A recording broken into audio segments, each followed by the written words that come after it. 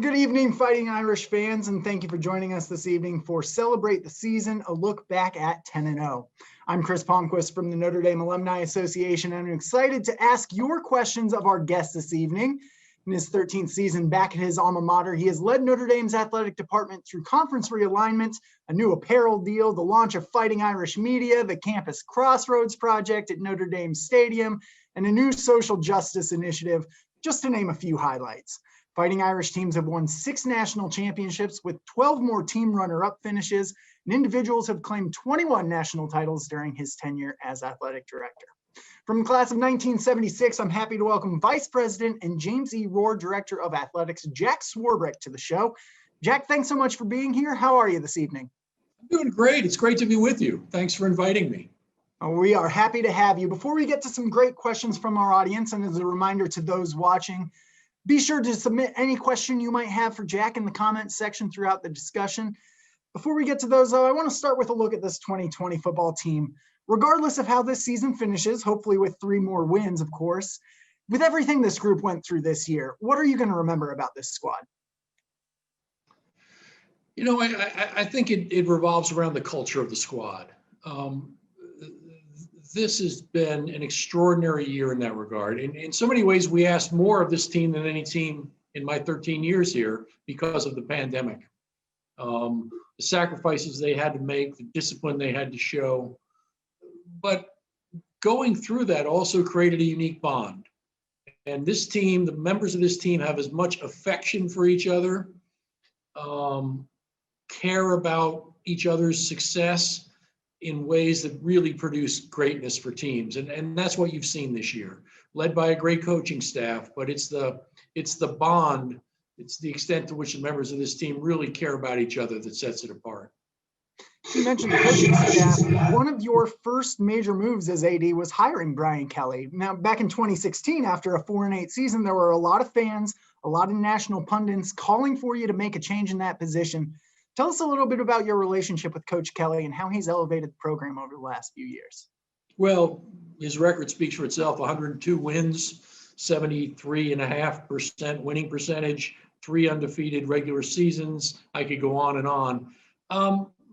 But, you know, the nature of a high-profile program like this is that there are really only 3 of you in the foxhole together. It's the president of the university, it's the AD, and it's the head coach. And you better have a strong relationship. You better understand each other. You better be able to have candid conversations with each other. And all of that's the case here. I have such respect for Brian. I am such a fan of what he's been able to accomplish and how he's done it. It's been a real privilege to work with him. Of course, earlier this year, he got arguably the biggest win of his career here at Notre Dame when Notre Dame knocked off Clemson in double overtime, a game that everybody watching here, I'm sure, wishes we could have attended. How would you describe the stadium that night for those of us who couldn't be there? You know, one of the great surprises of the entire year has been the way, despite the fact we were effectively capped at around 11,000 for any game, you still had the atmosphere of a game. Part of that was the great job by our band and our cheerleaders, but part of it was just the commitment of the students and faculty and staff who were able to come to support the team and create a great environment. I think the best compliment we got was after the Clemson game, a highly regarded national writer said we misrepresented the attendance, that there were many more people than the 11,000 plus that we had come through the gates. Our report was accurate. It was exactly that number, but they felt like a lot more that night. What's a win like that mean to you as the athletic director to oversee a program like that and a win like that, the biggest in Notre Dame Stadium in maybe almost 30 years since that Florida State game in '93? Yeah, in this position, while I'm a diehard fan and live and die with the outcomes, you tend to consume the games more through the individuals. And so it's knowing these young men and how hard they've worked. You know, it's watching Ian fumble that ball going in for a score and then not let that impact him, turn around and have just a defining final drive and then overtime for him. But I could go player after player after player with similar stories. And that's really the satisfaction you get, and the way you tend from this position to experience the game. You experience it through their highs, and unfortunately, sometimes you experience it through their lows. I've been part of some really great victories where a player got hurt, and that's what I experienced. I didn't feel much of the elation of the victory. I was too wrapped up in the consequence of the individual player. Well, one final question from me before we open it up to our audience. When I was introducing you, I mentioned the apparel agreement Notre Dame has with Under Armour. Now, over the last few months, their college relationships have been in the news. They ended agreements with UCLA and Cincinnati. How's our relationship with Under Armour? Have there been any discussions along those lines? Yeah, it's great. It's not all companies enjoy a singular trajectory, and the company's had its ups and downs. And in the face of those, I've been very pleased with the decisions they've made, not relative to other schools, but just all the business decisions they've made. They've had to make critical decisions about how they managed inventory, what their focus would be. They sold off a digital part of the business. Those are reflective. Those are the hard decisions that are reflective of a business that's got staying power and is going to do well. So I'm very bullish on the company's future. Part of the retrenchment in college athletics has been to focus on fewer brands, fewer college partners. We are very high on that list. And so if anything coming out of this, we're enjoying a greater focus from a partner that's consistently been a great partner for us. Well, thank you for answering those questions, Jack. Let's go ahead and start bringing in some of our guests here this evening. The first question tonight comes from Bill King, from the Greater Sarasota Club. Are there any plans to consider adding football to Notre Dame's ACC membership permanently? Not at this time. We have loved this year. We have such a great relationship with the ACC, and Commissioner Swafford has been such a great friend to the university and to me personally. We will miss him as he enters his retirement shortly. But independence is still important to us for all the reasons that it has been over time, and we think it continues to serve those, but being able to promote the university, reinforce our national standing. And so as long as we're able to do that, as long as we have a broadcast partner who supports us, as long as we have access to the postseason without a major obstacle because we're independent, we'll continue to do that. Looking through here, Manny Grace from the Notre Dame Club of Los Angeles asks, if Notre Dame goes to a playoff game, like the Rose Bowl being there in LA, of course, what, if anything, can local Notre Dame alumni clubs do to participate in that great event? Well, it starts with an understanding of sort of what the government's position is by the time we get to a game like that. The perspective, for example, in California right now or in New Orleans is quite different. So at present, California doesn't allow any spectators, whereas New Orleans will allow some. So it's getting a better understanding of that as we move forward, if we have the good fortune to be in one of those games. And generally, we're going to have to conform to whatever the public gathering policies are. So that may limit club activity. It may limit attendance at the game. It may make having a pep rally impossible. So I hate that we're in that environment, but we'll play by whatever the rules are and do the best we can. But regardless of whether our fans can be with us, their support is evident in so many ways. It has been all year. And I can tell you the players and coaches are very appreciative of that. Well, next up on the list for the Irish, the football team is heading to Charlotte, and Lucas Joseph from the Notre Dame Club of Charlotte has our next question. It's a big one here, Jack. If you were directing all of college football, not just Notre Dame, how would you have structured this season differently than how it's gone? Oh, I would have had uniformity. We didn't distinguish ourselves in our ability to act collectively. And you wound up with all of the differences you now encounter come the end of the season. I wish we had been able to reach common agreement. There was an effort to do it. The commissioners were in daily contact with each other, but at the end of the day, they weren't able to get it done. I think the approach the ACC took was the superior one. I think starting earlier and building a schedule that had flexibility in it so you could reschedule games was the real key to a successful season. The ACC's played more games than anybody else. and it put itself in a position to do that. So I would have liked that. I would have liked a common approach to testing. I would have liked a common approach to game day protocols. And we just weren't able to achieve that. So if I were czar for a day, I would have turned it into an edict. College football could probably use a czar with some of the controversies that are going to come up with the committee in a couple of weeks.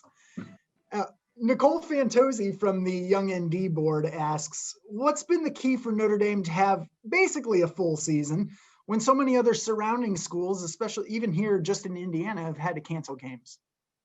Well, it starts with the players. Their willingness to work so hard and sacrifice so much to put themselves in a position to play. I cannot tell you how impressed I am with the decisions the members of this team made along the way. And frankly, the way they held each other accountable.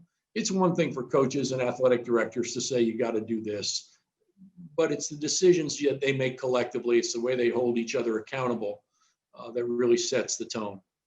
The other thing was the great service we got from our medical personnel. Dr. Matt Leisler, the team physician, Rob Hunt, the head trainer.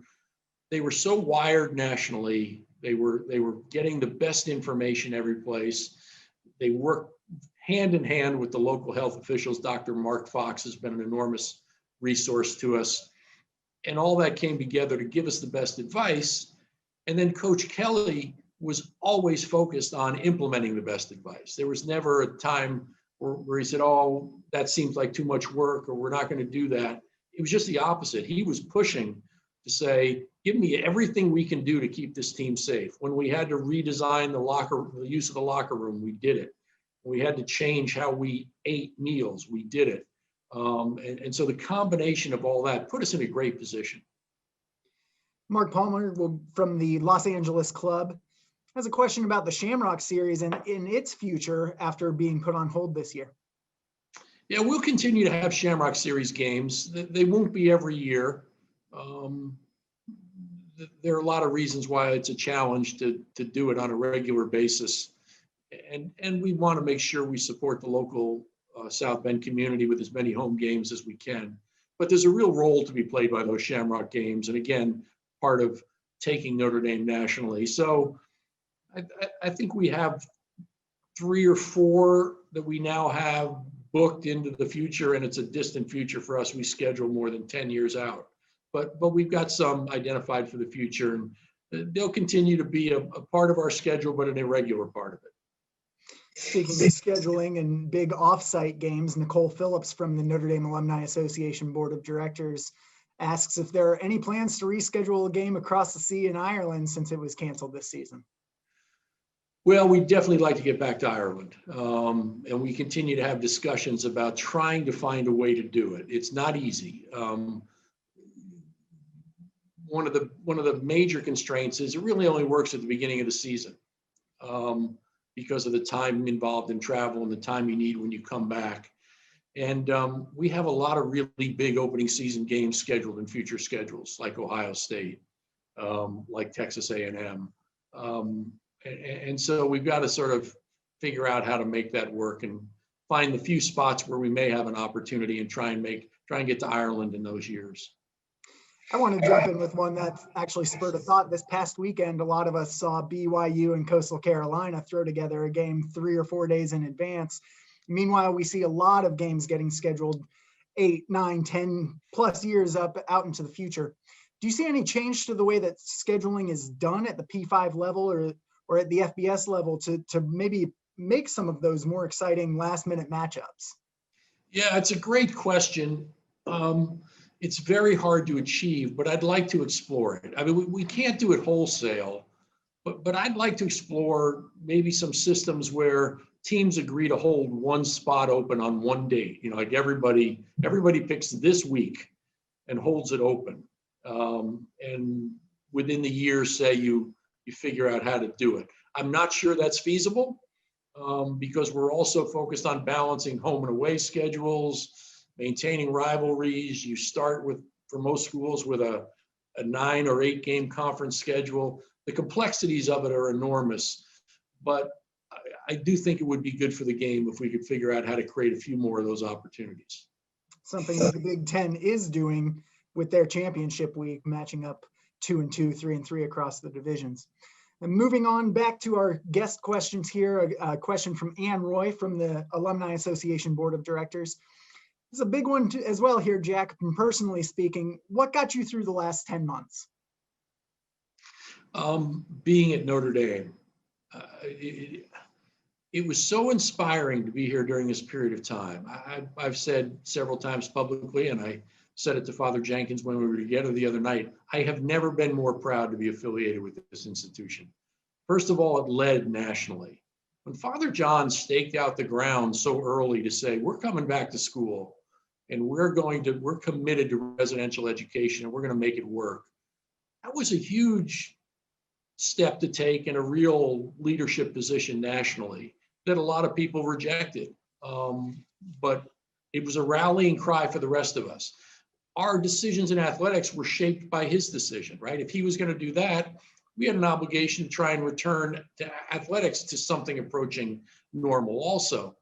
And so that was first. Secondly, that the values that drive Notre Dame were the values that lead you through a time like this. Our focus on the student, our commitment to their health and welfare, the nature of the way people treat each other here really sustained you through it. And finally, just the people who are at this place, both the students whom I've talked about already, but everybody else who works here. We had people take on jobs that had nothing to do with their core job, but it was what was needed. They moved over and helped with the testing, the COVID testing, or they chipped in to help a facility run. If you've been to one of our sporting events recently, and I know by and large you can't, unfortunately, if you went to a volleyball match, you'd see that the ball boys and ball girls were people who work on our staff or other coaches.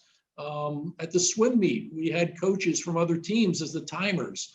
Everybody at this place is so committed to the welfare of everyone else and the standing of the institution that's what got me through it.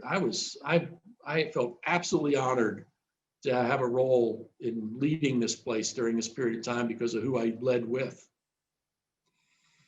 I'm a little bit superstitious, so I'm going to tweak this upcoming question. Just one word there. The question is when. I'm going to change it to if the Irish move on to the playoff. The team will be on campus for Christmas. What would they do to celebrate the holiday away from their families?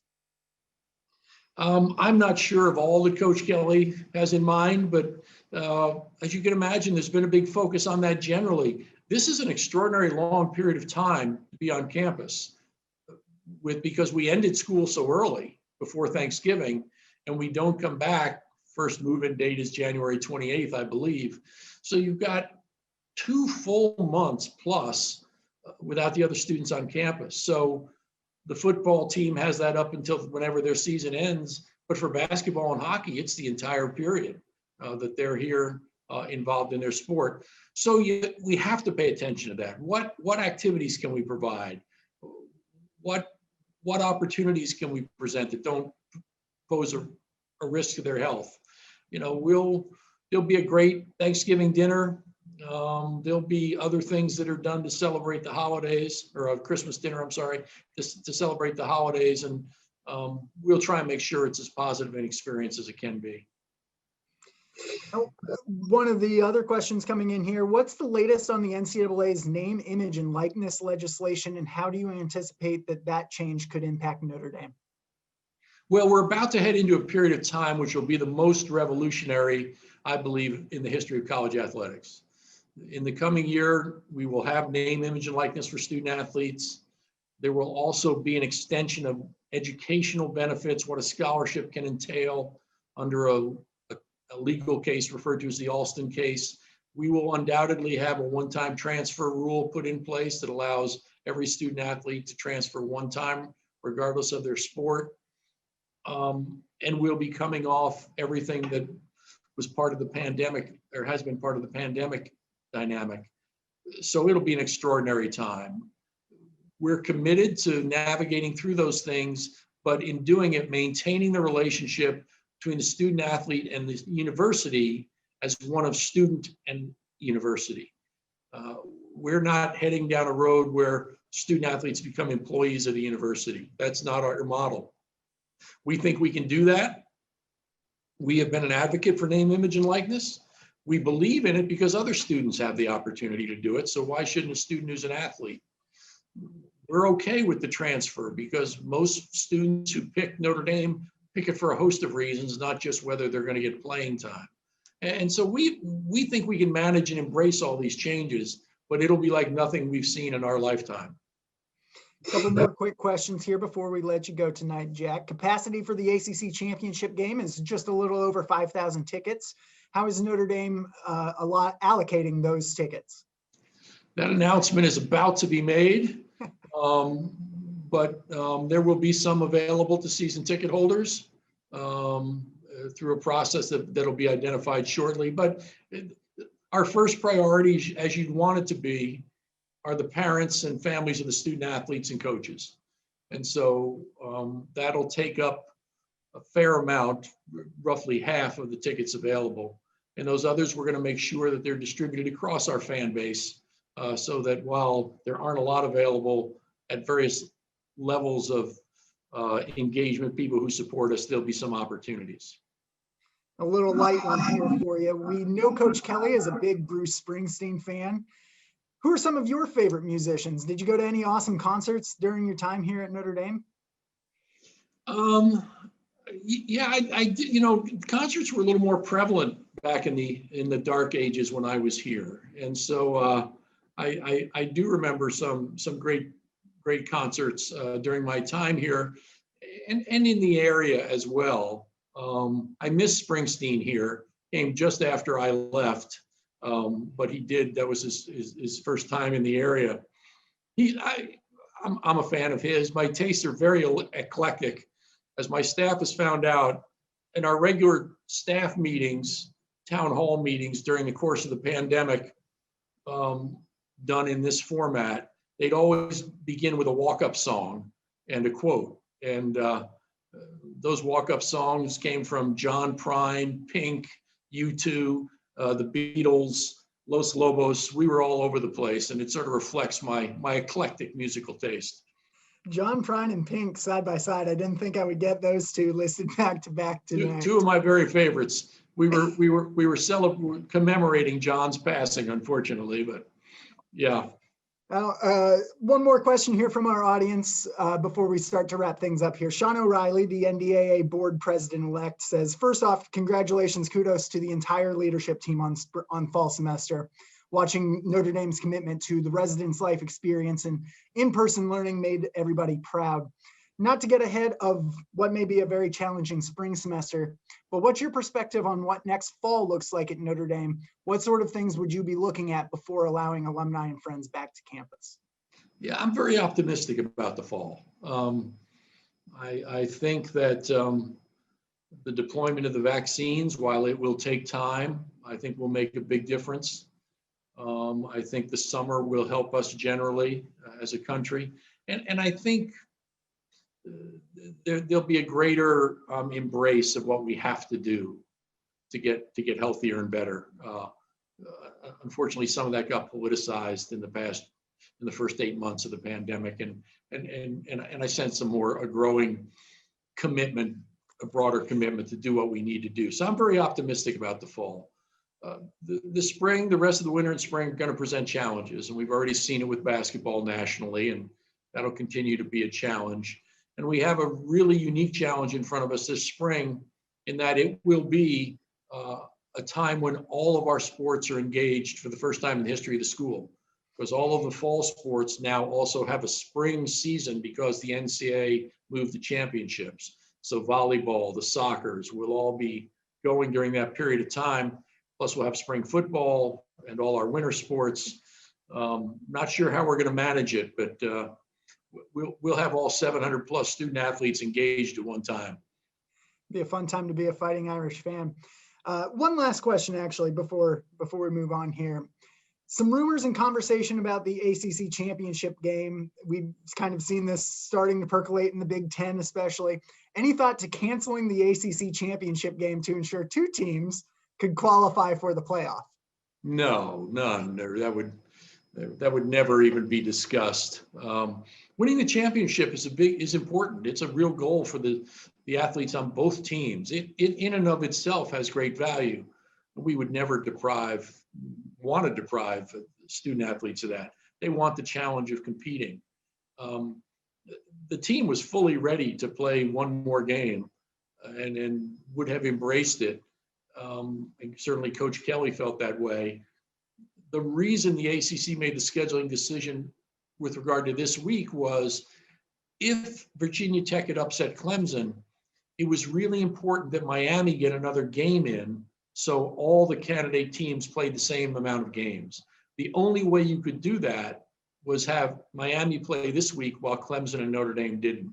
So sort of this national narrative that the conference was protecting two teams to try and get in the CFP was just nonsense. We were conscious of protecting the health of everyone, but it was really about trying to get that competitive equity across the three teams with a chance to be in the championship game. Jack, before I let you go, this year has obviously had a huge impact on the financial situations at colleges and universities, athletic departments as well. We've seen schools like Stanford, Clemson, Iowa, several others dropping sports. What's Notre Dame doing to try to avoid that and continue to provide opportunities for its student athletes? Well, we're trying to be the best stewards of the resources we can possibly be. So in the first instance starts with reducing our expenses, and I've been really proud of what we've been able to do in that regard. The most highly compensated employees in the department, many of whom you'll watch on the sideline of a football game as coaches, reduced their salaries and contributed that money to the university to the tune of $1.5 million. Remarkable generosity by those individuals, not limited to football coaches. There were some other coaches in other sports as well. And so that's an example. We've reduced our operating budget by over 20% in this period of time and are looking for ways to reduce it even more. We're in an unusual position because for the most part, all our expenses remain in place. Our grant and aids, our commitment to the student athletes remains in place. Coaching contracts remain in place. So we keep those expenses while virtually all of our revenue streams have been disrupted. No ticket revenue, distributions from the CFP, the NCAA, the ACC, all reduced significantly. And so you're trying to walk that tightrope. You save everything you can, you be as creative as you can. We've had a hiring freeze, so we're much more thinly staffed than we normally would be. And you try and be creative on the revenue side as well. We are so blessed by the support we get from the Notre Dame community that helps us manage. And we're going to take an opportunity in next week to talk about that a little more. We're going to have on the 15th of next week, on the 15th in the evening, we're going to have a little bit of a telethon, if you will, a streamathon, to talk about Notre Dame athletics and create opportunities for people to help us. I want to stress that that's about preserving the opportunities and the commitments to the student athlete. It's not about anything else. We make a commitment to those student athletes that will maximize their growth academically, athletically, and personally while they're here. And as much as I'm concerned with teams and events, I want to protect programs like the study abroad program for student athletes, or the summer internship program for student athletes, some of the mental health counseling. And so that's why it's important for us to continue to find ways to generate the resources to protect the student athlete experience. That fight that you were talking about on December 15th at 6:42 p.m. Eastern, some great hosts. Vic Lombardi somehow got roped into that along with Malik Zaire and Molly Seidel. So it should be a fun show. Jack, on behalf of the Notre Dame Alumni Association and everybody watching tonight, I want to thank you for your time and joining us this evening and answering any questions we had for you. Well, thank you. It's been a real pleasure. And, the alumni network and especially the clubs is such a central part of our success.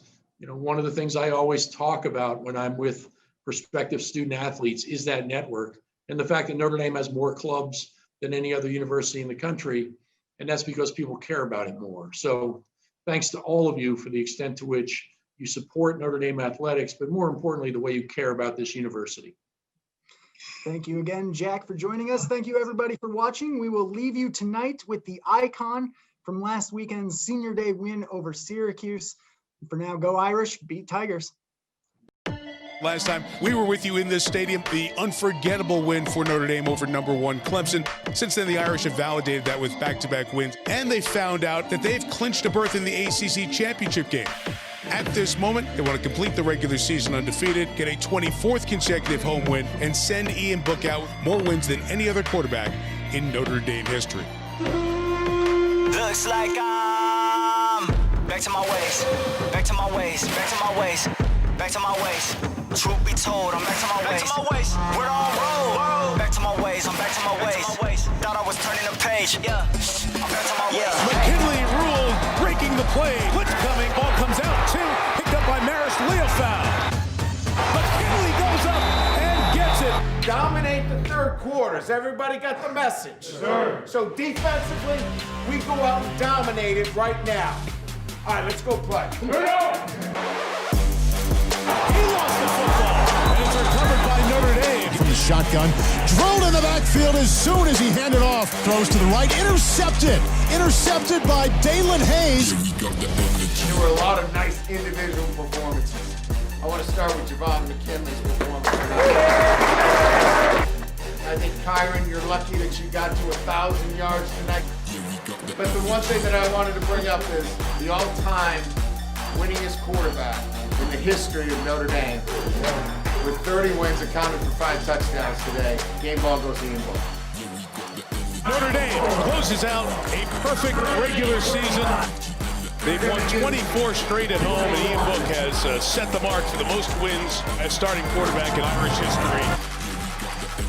Yeah, I love you guys, man. We can see, what's in sight for us. We got a few left. Let's go, man. I appreciate you guys. I couldn't do any of this without you, so here we go. A 1, a 2, a 1, 2, 3.